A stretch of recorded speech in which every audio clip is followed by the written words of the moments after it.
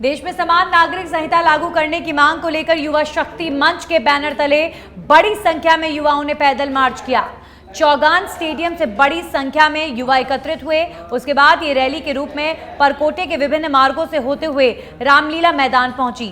इस दौरान युवाओं ने जमकर जय श्री राम के नारे भी लगाए। युवाओं ने कहा कि देश में एक ही कानून सबके लिए होना चाहिए ताकि भेदभाव पूरी तरीके से खत्म हो जाए।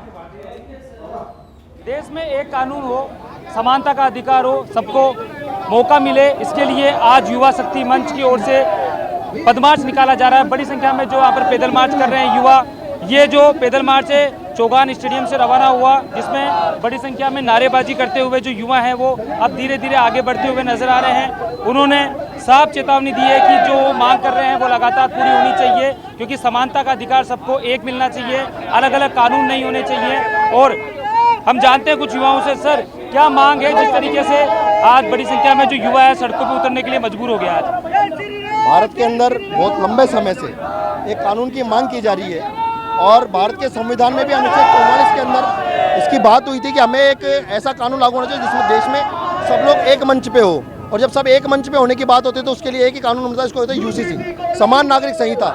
जब हमारा क्रिमिनल लॉ एक है तो हमारे लिए एक समान नागरिक संहिता, सिविल कोड भी एक होना चाहिए। यहाँ पर जब भारत में हम कहते हैं धर्मनिरपेक्ष भारत है, तो धर्मनिरपेक्षता के आधार पर किसी विशेष समुदाय को विशेष सुविधाएं क्यों?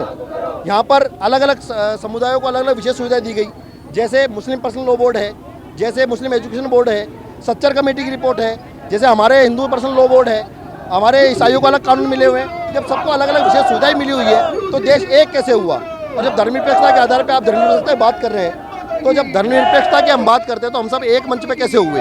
धर्मनिरपेक्ष तो तभी होंगे ना जब सब एक मंच पे होंगे और जब सबके लिए एक विधान लागू होगा। उस विधान को लागू करवाने के लिए आज हम रोड पे हैं और हम मांग करते हैं कि यूसीसी और जनसंख्या नियंत्रण कानून लागू हो। जी बिल्कुल, देखो युवा यहाँ पर रोड पर है। अगर आंदोलन की बात करें, आज शुरुआत करिए आंदोलन की, और जिस तरीके से युवा सड़कों पर है, अगर आपकी मांग अगर आगे तब तक नहीं पहुँचती है तो आपको क्या लगता है और आंदोलन किया जाएगा इसके लिए, सड़कों पर और उतरेगा युवा? बिल्कुल बिल्कुल, अब मांग है देश को कि देश के अंदर है ना सबके लिए समान कानून हो।